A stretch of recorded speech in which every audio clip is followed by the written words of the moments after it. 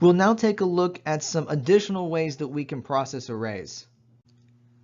Recall that Java gave us a way to process each element of the array.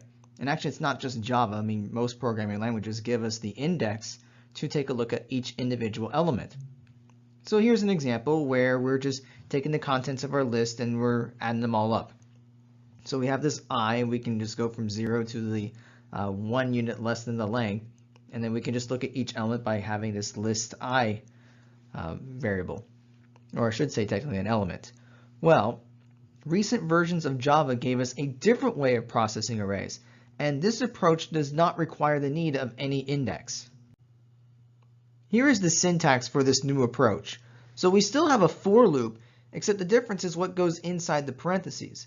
So instead of 3 different things, we have our data type, we have an identifier, and we have the name of the array. And then we still have our statements that would be the body of the for loop. So in this case, the identifier is going to be just some variable that we declare.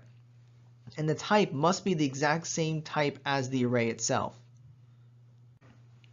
This type of loop is what we call a for each loop. So the idea with this is we take a look at each element of the array, but instead of having to store some index, we just take what's inside the element and store it in our identifier. And then we can just do something with the identifier itself.